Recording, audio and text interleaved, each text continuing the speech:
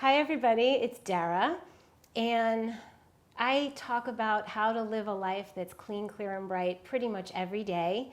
And I'm so excited to be with the person who's probably helped me more than any other person. I am so delighted to introduce Dr. Habib Sadeghi, who is so many things. And if I had to sum it up, I'd say you're a doctor of healing the body through the heart and spirit and guiding us to understand that we have the power to heal ourselves. Mm-hmm. Is that good? Absolutely. Okay, good. Yeah. There's so much to talk about. I'm beyond excited. The main thing that we're going to talk about is the Clarity Cleanse, which is Dr. Sadeghi's latest book. Thank you. Which you can get. We'll post the links below. And so this is just an invitation to hear everything and anything you want to say about the inspiration for the book, and namely the cover, because I'm kind of intrigued. So it's up to you, and I seriously love you. Like, you've changed and helped my life. It's such a privilege to be here, and I'm very grateful. It's in a way, you're the cup for this interview, because it's your context, it's who you are and how you show up. And I remember one of the first interviews that I ever did, my hair was a lot longer. It was our interview. Yeah. About, I don't know, 8 years ago, 6 years ago. The book is really an attempt for me to give back. It's an attempt for me to really give back people that they can't, for whatever reason, they can't really be here. Yeah. And I feel that I am really the byproduct of a particular line of energy and healing that started with my own woundedness and journey, second year medical school. And when I lost my brother on July 1st, 2015, and I couldn't save him or contribute to his healing, what I did with my own mourning was to sublimate it, to hold it, and to move it, and to channel it in his honor, in his memory, in really writing of this book. And I'm very excited about it. Yeah, because the thing is, from our interviews, a lot of people came to see you. They were lucky enough to make the journey, to come to see you and be in your healing presence. And I actually met some of them, and they cried when they met me, like, you're the reason I found Dr. Sadeghi, and he's changed my life. And I know many of you watching have had the blessing of being able to be with Dr. Sadeghi. So do you want to tell me about the empty teacup on the cover? Right. I think it was our son, Hafez, is 10 and a half. He said, how did you come up with the cover, Baba? And it's for me, one of the pillars that I work with is how context precedes content. You know, you have the cup of tea. We could get you the most expensive tea bag from Mongolia or China, and I can get you the most balanced pH alkaline water, and I can heat it up. But if there is no place to hold it, there's no interaction, there's no magic. And I feel like, especially maybe more so now, given the zeitgeist of what we're working with, it's really the cup that's important. The vessel, the cup. Vessel, the cup, the wounded, if you would, the womb. And so the book was an attempt to accentuate that and to bring that forward. And that's really the sacred feminine. It's every man has a sacred feminine. Every woman has a sacred masculine. It's really that place inside that we hold. By the way, I would come to see Dr. Sadeghi, and he'd say, how are you? And through the years, I learned not to say, oh, my this hurts or that's happening. I would go, well, in my relationship, this happening. And he'd go, well, this is showing up in your blood, you know? So these human connections that you're referring to and the beautiful words that you've always used with me, they hit home, they ring home, and I almost have never forgotten any of the most poignant things that you've said to me. So the fact that you're giving your words here, words like womb and vessel and cup, I'm enchanted. Like, what can we know? What more can we know about that? Yeah, it's really that the book is an invitation. we had to go through, 4 physicians had to really go through and make sure that what I was saying was true. Was true. Because the And healing aspects, that the they healing seemed aspect. unbelievable. Right, Okay. right. And I know that briefly before the interview we talked about it. These are my my medical part of my medical records from City of Hope, and it's just fascinating, you know, to go through it and to see this gentleman with embryonal carcinoma and vascular invasion. Wow. That's the medical jargon of the cancer has spread through the vessel, through the blood. Wow. Has roughly 70% chance of micrometastasis. Which In other means words, what? that only has 30% chance of survival. Wow. And What year was this? This was 1997. Wow.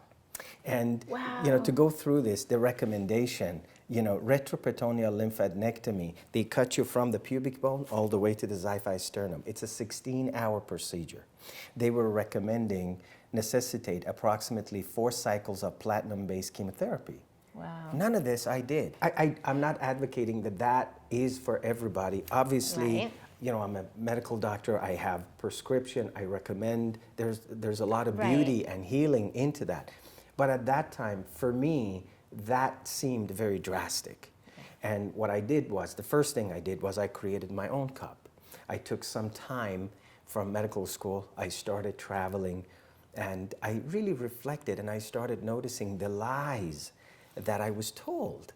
Look, I in have medical chills. school, I have chills. I mean, literally every week, when you're a medical student, you memorize a phone book. Yeah. And then you take a test, and then the next week it's another phone book. Right. It's memorizing, and it's not necessarily the truth. You know, which is what you really are about. The lie for me was that the mind and the body, they're separate. Right. Right. They're separate. I mean, Right. once I realized through my travels, through some of the, you know, really studying some of the more systemically based medical treatments, it just shifted and changed everything for me, of how I was feeling about myself, some of my own, some of the traumas, some of the aspects of my own biography was dictating my biology. Right. You know, that was really the beginning for me. That is very powerful. It was dictating your biology. Yeah. The past, or things, or traumas, or things that happen, and cracks to your vessel can dictate your biology. That is where you and I connected, certainly immediately. Like, I knew I had contracted the thyroid disorder because I wasn't able to communicate. And I gave up one day, and that's when it slowed down. And it's fascinating to me that if we pay attention to the butterflies in our stomach, or the headache, like, or the pain in the neck, where is it coming from? And so you follow medicine, or you do things that balance the body. Yes, yeah. It's So- one of the things, and I talk about it in Clarity Cleanse. This is a particular case that I mentioned in the book. And it's a young lady, for now let's call her Jackie, that she was diagnosed with tongue cancer. And her diagnosis was made literally the Friday that her divorce finalized. Wow. And you know, and when she came in, she flew in from Austin, and she came in, she said, look, I'm young, I have an 11-year-old daughter, and they want to cut out my tongue completely. Wow. And, you know, and I've heard so and so, and I need help. Part of that was to just really listen. And I remember one of the first sessions when I worked with her, there was so much anger that came out, because what had happened was that in the context of her relationship, something had occurred where instead of speaking the truth or verbalizing, she started biting her own tongue. You bite your tongue. And right? that was the side. That was the Wow. and actually chronic microtrauma is Wow. one of the causes of tongue cancer. Most people don't realize it. Chronic microtrauma. Microtrauma is tiny little traumas that when you keep So she biting your own literally tongue. bit her tongue. She literally bit her own tongue. Fascinating. And their story is in there. Something had occurred. She had a fallout with her husband, and one of the things that it kind of led into her biting her own tongue. Wow. And for me, right in here, in this space, I started working with her, but she was screaming so much that I actually invited her, and we went outside behind the center so that she could release some of this. Yeah. Over a period, when we worked together, when I actually checked her blood, and then by the time she went back, the tumor had shrunk enough that they could do the resection, and then to take some of the muscles from her non-dominant hand, and and she has a full life. That's gorgeous. That's where, like, I love Dr. Sadeghi for many reasons, but it's not like he's saying no allopathic no. You're saying yes, we'll use that, but first we're going to do this. Right. We're going to work with this with what we can, and the first thing is finding out why we contracted the illness or the dis-ease in the first place. Brilliant. And it becomes our body's beautiful gauge to go in a different direction. So we bless the part of the body that is giving us the word. That's right? exactly right. So for me, and I'm happy to share this because many people, I don't know how many, have Hashimoto's or hypothyroidism or some blockage in this area. Yeah. And for me, it was because I kind of tried to communicate in my marriage every way I knew how, and I wasn't being heard, I was being dismissed. And I remember just standing there giving up one day. Just gave up. I'm like, I gave up. And that's why my thyroid slowed down to the point where it was. And there are many ways that we literally bite our own tongues. Autoimmunity. You talked about Hashimoto's thyroiditis.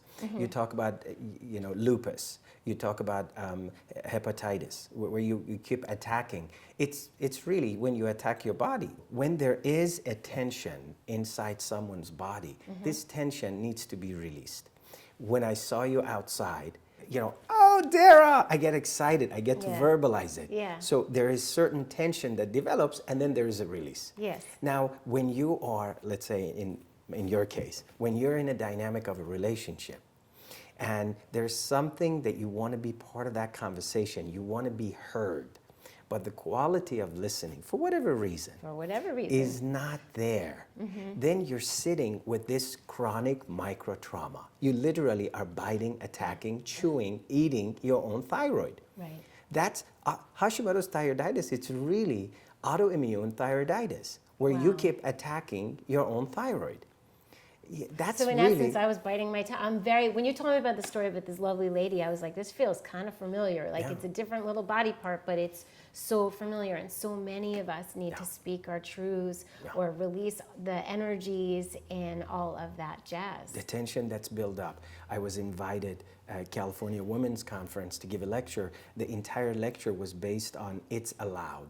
The lecture is available on YouTube. It's allowed. It's allowed, and it's allowed. It's an acronym for a treatment that I usually recommend for any form of autoimmune diseases, because I don't think it's a surprise that there is a gender predilection, 10 to 1. Why is that? Well, it's because of what we just talked about. It's part of that is when you get an opportunity and you feel like you're coerced, you're really jiu-jitsu'd, cornered, and you feel like you can't really speak your truth. It affects your body. One of the cases in the book of this person. It makes me so happy to hear you say this. Go ahead. Yeah. A man saying this. Go ahead. Yeah. It's it's really I think the conversation that we're having is beyond gender. I think the conversation that we're having is a different conversation, and I think civilization is ready for this. I think the conversation, one of the things that I talk about in the book is that it's so easy to get a light switch that is on off. And they're really cheap. I actually looked it up. It's 99 cents. We're talking about how to change this duality, this 0-1, this on off, this masculine feminine mentality to a dimmer effect. That's lovely. Yeah, because what they bring forward, Dara, is how much light do you want now? Yeah. When you look at masculinity as doing, and femininity as the cup, as being, then in every second, I get to ask myself, how much light do I want? How much doing and being is needed here? So much, really what we're working with is so much of this has to do with that third consciousness. Yeah. What does that mean? Where does that What third does that consciousness? mean? Look, when Dara shows up, let's say as a patient, and I show up as, let's say, as a physician, what gets developed is what's referred to as a metaphysician, a physician that's beyond ordinary. That's where healing occurs. And that's not specific to just, being a doctor. That's really in every relationship. You see, when someone comes in, whether in the embodiment, it doesn't really matter what the embodiment is physically, it's the consciousness. It's the consciousness level. Are you focused? There are people that they're feminine, but they're just so masculine in their way of being. And they're wondering why they don't get pregnant. And they're wondering why they can't attract their soulmate. Right.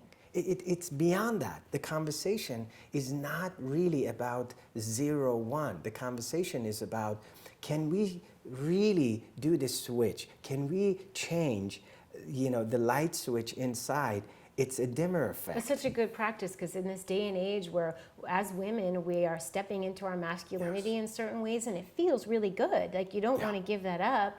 Right. And then you kind of got to dim it on back when you go home, or the man who is, it's interesting to me. It's such a beautiful way to put it. I love that. Yeah. It's not so black and white. Yeah, that's exactly the point. Yeah.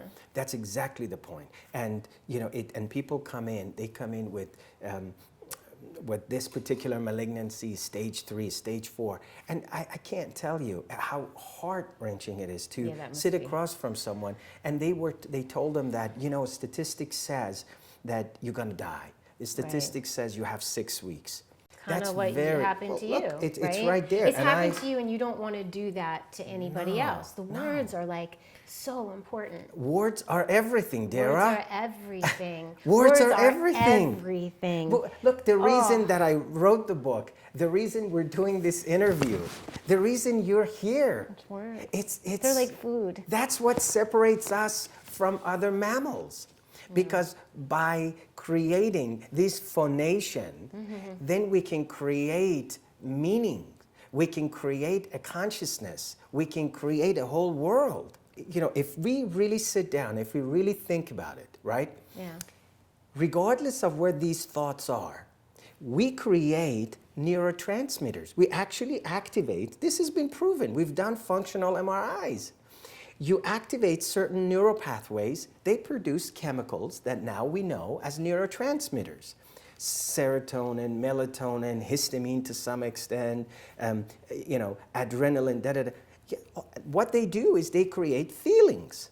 And then these feelings upregulate our hormones, testosterone, DHEA, estrogen, progesterone, growth hormone. Yeah. Then These hormones, they create longer lasting feelings that we call emotions. Yeah. Yeah. And then these emotions, they sit around. They sit around. And they fill up the cup. And we start hoarding these emotions. Oh, he said that. Oh, she said that. Oh, I can't believe he did that to me. And these people come. That's what they come in They with. come in. This is yesterday. I did. I swear to the life of both my kids. This is yesterday. The lady from Germany comes in.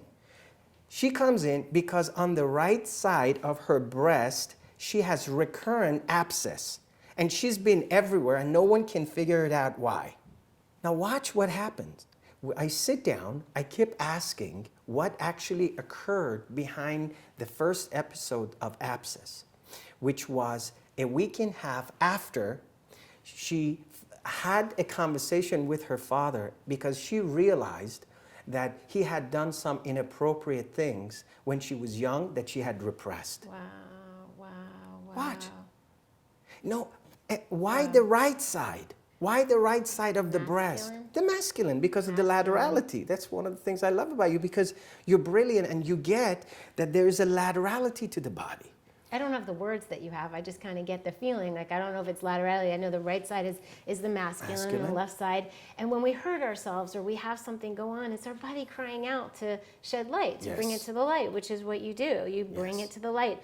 I never felt so safe. Like, I knew 7 years before I met you, when I was taking Synthroid, because this endocrinologist that was very light switch on and off, said, you need to take this or you'll be in a coma or whatever. On 1 to 10, 10 being in a coma, you're a 9. Okay, I'll take the pill. And I thought one day, I never knew anybody who didn't take Synthroid. My mother took it, my grandmother took it. They say you have to take it till the day you die. And when I met you and you're like, are you willing to just toss these? And I said, with you, sure, let's toss it. And you said, it's gonna be very hard. I felt like I was going to die in the middle of that month because it was hard. But I had faith. I had faith because when I met you, I got it. I got that you were a safe place, and I got that you had the knowing. And that you held my wrist and you said, I think you have adrenal fatigue. And I think you have this. And the lab came back and said, why is this woman not in the hospital? But I knew that I was in for the healing of a lifetime. And you did the work, Dara. You did the work, I got to tell you. I don't know. I mean, I showed up here and I got the vitamin transfusions and I did what you recommended and I ate the healthy food.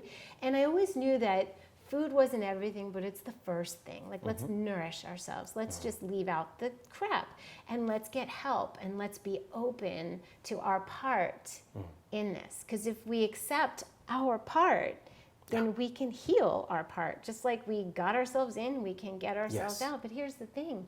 It's like food, whatever. It's these emotions and the words that fascinate me, because no matter what happens, I could be eating the most perfect diet in the world, but if I'm rigid or I'm stressed or an outside influencer comes in and throws me off whack, guess what happens? The thyroid is my little weak link, right? Like, it's where it shows up.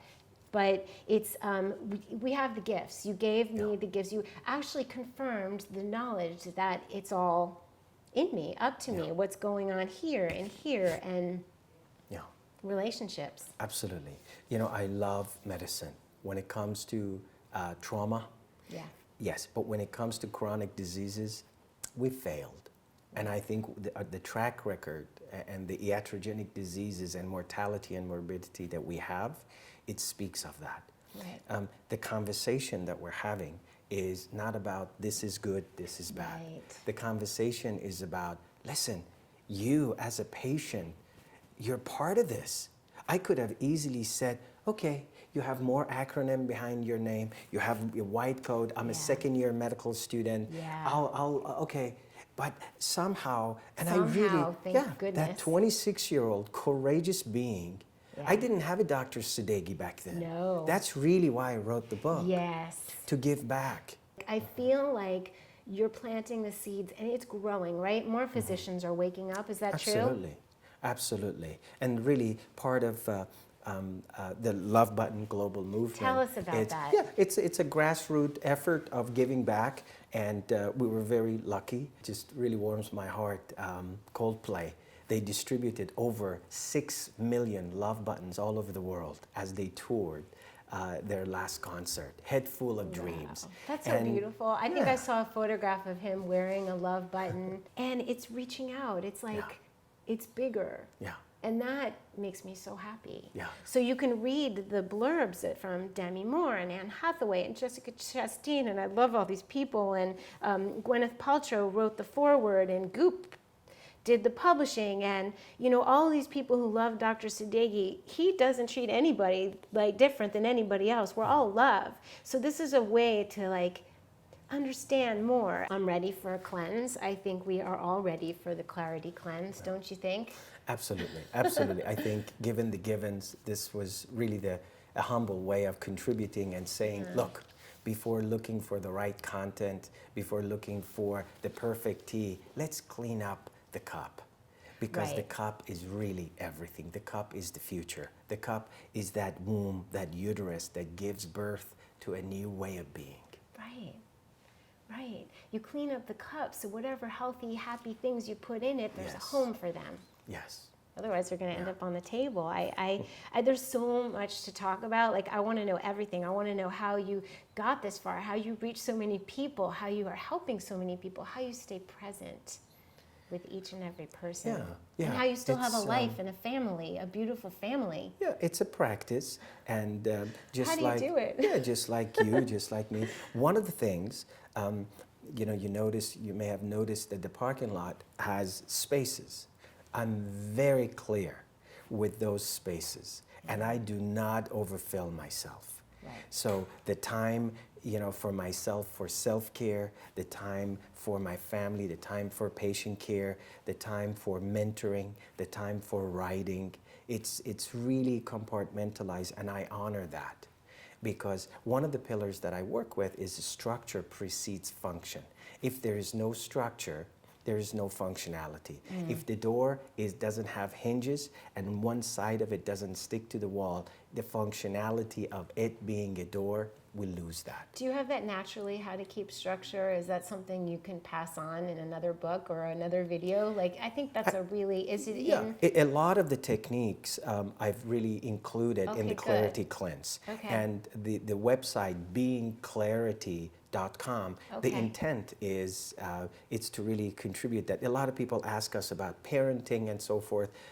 My beloved Sherry, I love Dr. Sammy. Yeah, that's hopefully the next book. She's It's amazing. Clarity in Parenting that she's working on as a pediatric dentist, orthodontist, and she's brilliant. She's really Jada, brilliant. yeah, I went to see her, and brilliant. Like, changes children's faces for the Yeah. better through her work. Like, Yes. it's extraordinary. Yeah, to use something and really paying attention and not wanting to force I love her. every single jaw to look certain way, because everyone should look that way, and really bring that compassion physiologically and structurally. Yeah. Where do you want them to look website-wise? Being Clarity?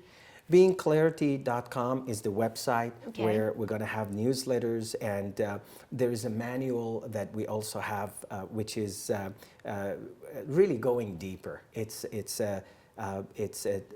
3 weeks detoxification, and I would love to have you included in that. I will so be included. So it's a manual that you can get now? Yes, it's a manual that's available, but I usually recommend that you start with the Clarity Cleanse, which is a gentler way of clearing and preparing. And for those of you that you're interested and you want to go deeper, there is a manual which is a 21-day detox and into clarity that is available. And a lot of the things that perhaps they're not readily available, a lot of information, because I really believe what you do. You know, I usually say that knowledge is power, and people don't know. People need to know. They need to know. People need to know. And that's they what deserve that to is. know. Yes. They deserve to know. For free, every day, all day, with the help, with guidance, with their next door neighbor. And if you don't have a next door neighbor, that's why I started this channel, because, or my YouTube channel, is because you may not have a Dr. Sadeghi next door, or a Dara, or a Lisa, or any one of, or Lucia, or the lovely people who are filming us right now. We're a family, and so we get to like tap into our family by reading this, by doing the manual, and I'll do it on the channel. I will do the cleanse and share. It's my pleasure. I would jump and drop everything like I did to come here and be with you at any time, and to share the magnificence of the truth that you are imparting, because that's just the bomb.